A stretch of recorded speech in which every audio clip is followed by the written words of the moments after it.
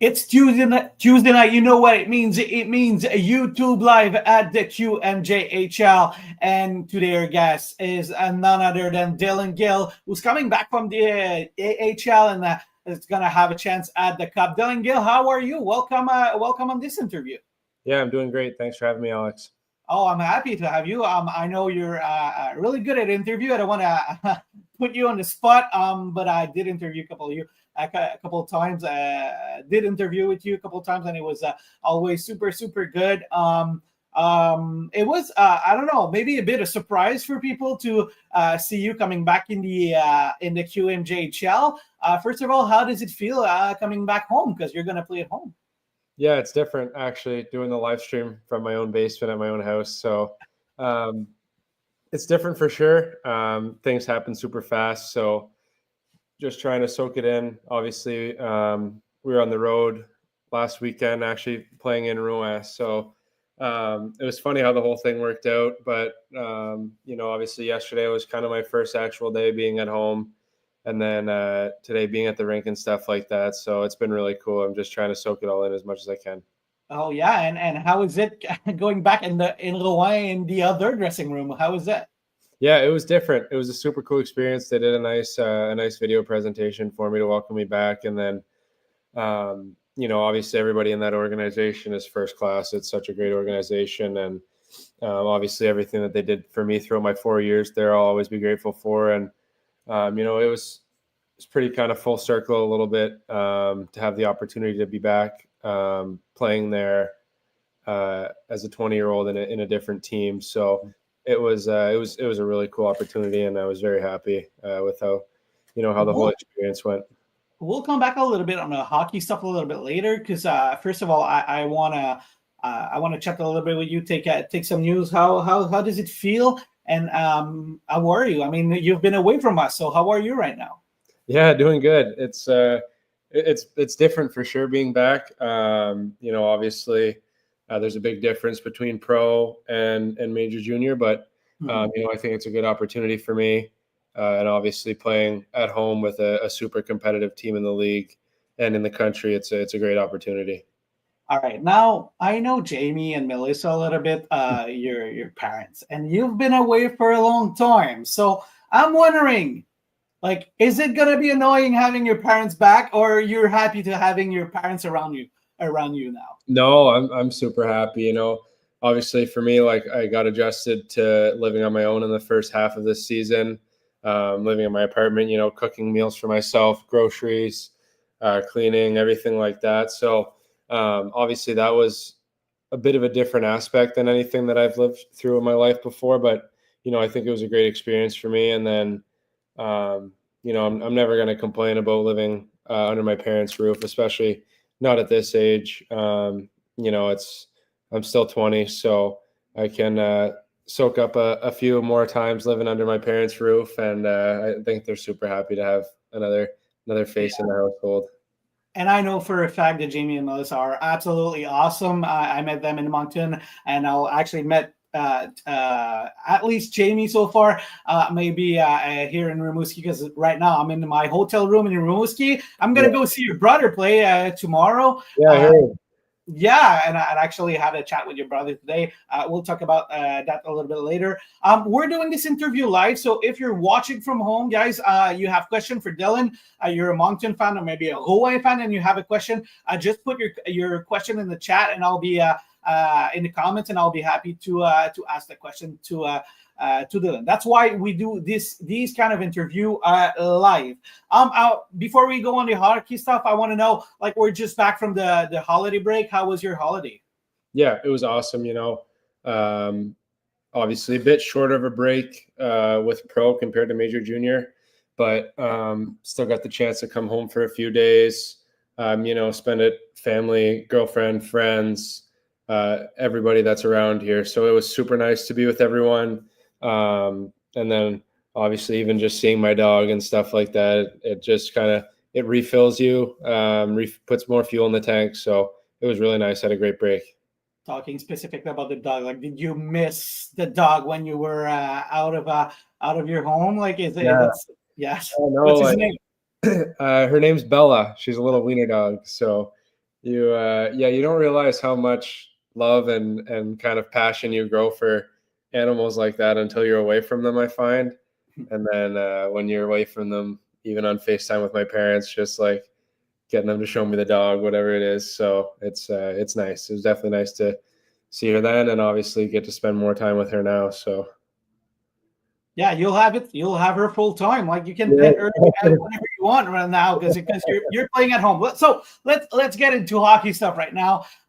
So you were in the AHL. Get us through the thought process of going pro and decided that you might want to play another year in the QMJHL. You were a big surprise, I think, for a lot of people, and you're one of the biggest move, I guess, for a team at the trade deadline. So get us to the thought process, and why did you decide to, first of all, come play for the Wildcats, and second of all, maybe the opportunity of playing at home was absolutely fantastic for you? Yeah, so I guess I'll kind of cover my first half in the AHL to start. So things overall went pretty good. Obviously, for me, it was a little bit of a different situation where I was coming off 2 shoulder surgeries. Mm-hmm. So, my 18-year-old season, I only missed the second round of playoffs, but then last season I missed most of the year. I only played 12 games total last season. So obviously making the jump to pro was even that much harder as a 20-year-old. So I think it was just kind of a little bit of combination of that and just ultimately what Tampa Bay felt was best for my development as a prospect in their system. Obviously playing at pro, you're playing with a lot older players. It's a lot different of a game. It's a business. Everybody's there to win. So I think at the end of the day, it just kind of came down to Tampa making the decision that, maybe it might be better for me to go back to the Q, play a lot more minutes, have an opportunity to try to win a championship with a good team. And then just kind of the way things worked out was that Moncton was a championship contending team. So I was lucky enough to get a trade done with them. And then, here we are. So I think overall things went really well in the first half. I gained, 3 to 4 months of professional hockey experience. We had a really good group in Syracuse. I was treated super well. So super grateful for that. And I feel like I was able to gain a lot of experience and tools that are going to help me, be a good leader in Moncton now and try to help the guys learn kind of what it means to be a professional hockey player and what it takes. So, I think I gained a lot. Obviously, there's still a lot to be gained. It was only a half of the season in pro, but I think I was able to get my feet wet a little bit.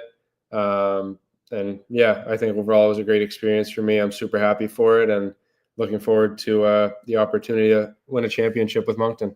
So you're playing the role with your team that you're used to play with your family. I mean, the big brother here, since you have 2 younger brothers. How did it feel being like the guy that the team's gonna look up on, and I mean, being literally the big brother?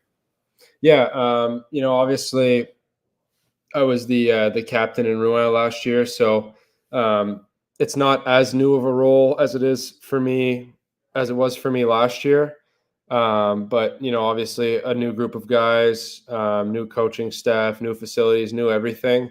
So I'm just trying to, do my own thing, help out guys whenever I can, build. I think the biggest thing for me right now is building relationships with all my teammates and coaches and staff.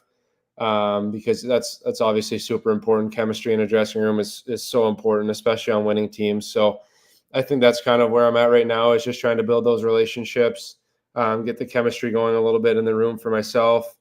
And then, obviously as the season goes on and we get towards the end of it, really start to bear down on habits and stuff like that, and how we can give ourselves the best chance to win at the end of the year.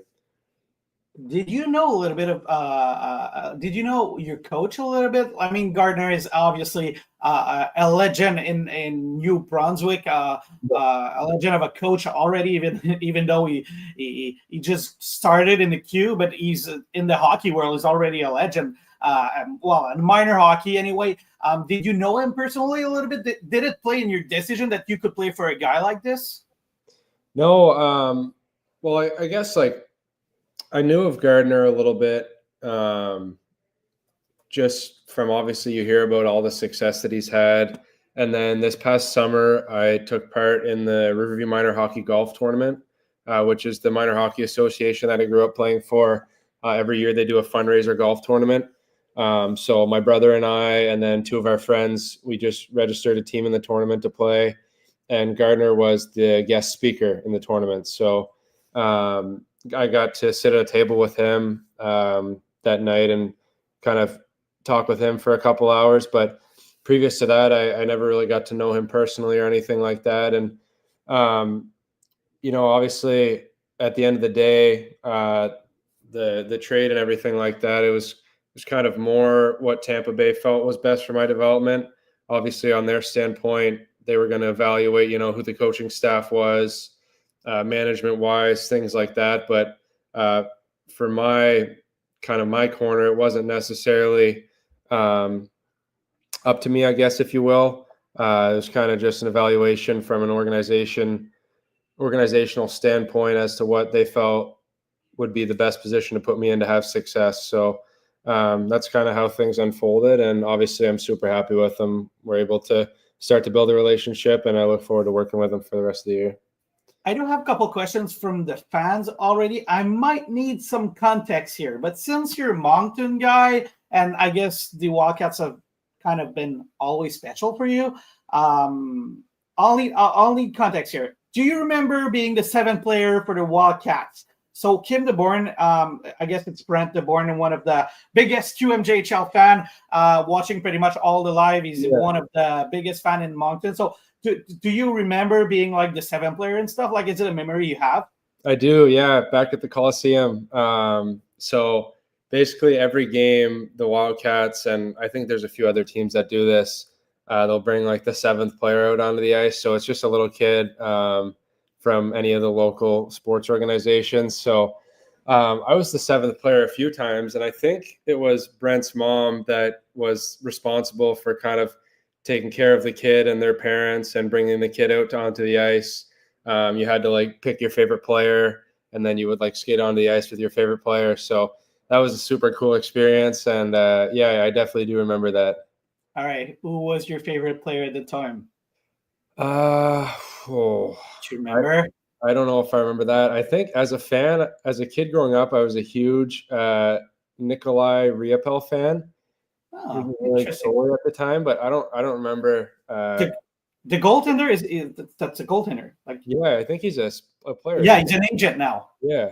Yeah. Okay. Interesting. Well, we'll make sure we'll make sure he knows that you were a fan of him. So now that obviously growing up in Moncton, having the team like right in front of you all those years, I guess you were a fan when you were young. Now you put that jersey on your shoulder. Like, did it feel special a little bit for a kid from Moncton? Yeah, it was pretty cool. I think at one of the intermissions, I had to like get up to go use the bathroom, and there was like a mirror, and I saw myself in the jersey. So it was kind of like had to like double back a little bit, because obviously I was not used to wearing that jersey, but it was pretty special. And obviously that logo means so much to me. Growing up watching the team for however many years, we always had season tickets and stuff like that. So it's been it's super special for me. Well, I'm sure fans are happy to hear that, and I'm sure your parents are also happy that you could wear that jersey. So, coming back in Moncton, and maybe Spencer playing for a contending team too. We have a question here. Is there a sibling rivalry now that you are both contender, maybe for Memorial Cup? We know one's going to be there for sure. Yeah. We'll see. We'll see. Your team's going to have a chance. So is there a brotherly rivalry between you guys now? Yeah, we've definitely talked about it. That was one of the first things that I kind of looked at whenever I found out that I was going to be getting sent back to junior and traded to the Wildcats, was obviously if they had played Rimouski yet. So they come to Moncton. January 25th, and then we go there in March, I believe. So those dates are definitely circled on the calendar. They're always super special games, and obviously, to have it at home, both of us playing against each other is going to be even more cool. So I think we'll kind of just see how things go for the rest of the season. And then obviously if playoffs come, might have to be down to one brother for the playoff series. But no, I haven't gone that deep with it, but we'll evaluate the situation if it comes. We're lucky that Zach is not in Blainville right now. Because now that would be a mess with maybe another good team, three brothers. Maybe next year we'll see. Maybe in 2 years we'll see. We'll talk about Zach a little bit later because he has been drafted in the QMJHL. Yeah, sure. But I have another question on the rivalry because I know you, both of you. I wouldn't say quite well, but more than other players, I would say. And you guys are so nice. You're the nicest people you could ever met, and your family is all the same. You're the nicest, one of the nicest family I ever met. But I want to know, on game time, on the ice, is there a little bit of chirp here and there, or you guys don't go there? No, there's always chirping. Obviously, there's no bigger deal as siblings than kind of having the upper hand on your siblings. And I mean, there's not really many bigger opportunities than playing an actual hockey game against them. We would play mini sticks against each other growing up or play ball hockey, and that's fine. But playing an actual hockey game at a high level, especially now, we're both on really good teams. So there's definitely going to be a lot on the line here when it comes to sibling bragging rights, but should be fun.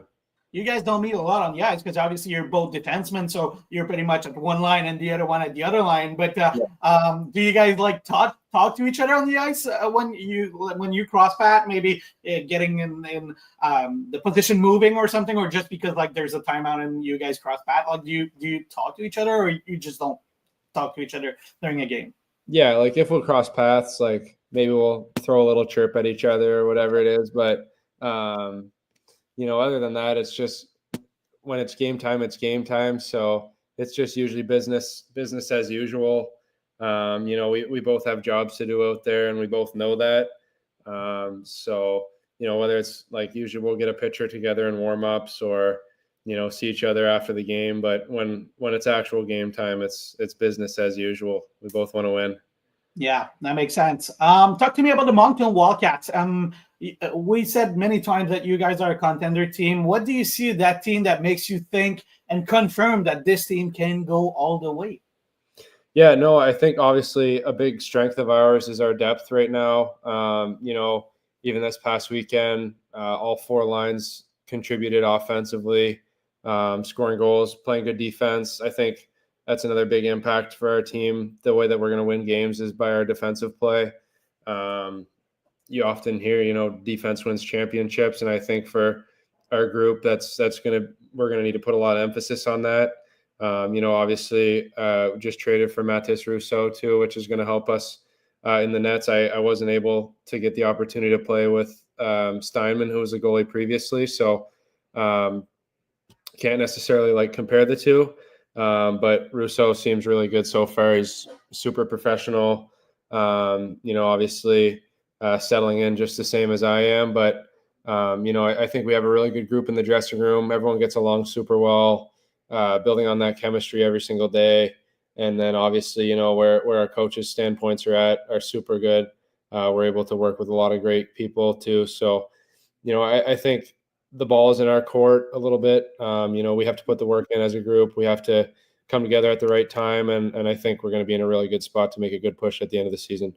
You've been drafted in the NHL. Spencer has been drafted in the NHL. We'll talk about that a little bit later. But today the list of the NHL Central Scouting came out, and you have a teammate who's ranked quite high, actually, in Caleb Desnoyers. I think he's 7th on the list, in the North American list.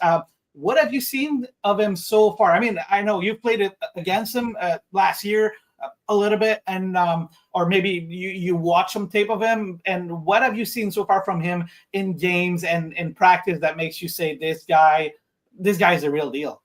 Yeah, he was actually he was my roommate on the weekend, so I got to know him super well. So he's a Such phenomenal a nice kid. guy. Oh, unbelievable. Yeah. Really nice guy. Obviously, he works super hard out there. He has an insane amount of talent. He's a good skater. He sees the ice super well. And I think, for him, obviously, like his habits and stuff like that, they just allow him to have an edge on his opponent. He has his rituals. He has the way that he does things. His priorities are in the right place. So I think he's a really good kid. Obviously, still getting to know him. It's only been a week as of today that I've been with the team, but I've seen a lot of great things from him and everyone else on the team. So yeah, nothing but good things to say. And he knows a thing or two also about hockey family too, right? Because his big brother has played in the NHL, has played for the Moncton Wildcats, actually. Yeah, it's funny that because I've played against his brother this year. Oh, you did? Yeah, in Lehigh Valley. Yeah, so. Did you give him a good check when he got in front of you? Like, did you stop him, or did he make you look bad? How was it? Oh, I don't remember. Okay. All right, we have a couple of questions again here. Let me check here. All right, that's an interesting question here. Which of the boys did you hit off right away? Like a guy that you said, "Oh, I'm going to be friend with him." Like, is there any specific guy? You talked about Caleb being your roommates, but is there another guy you get along well, like right away?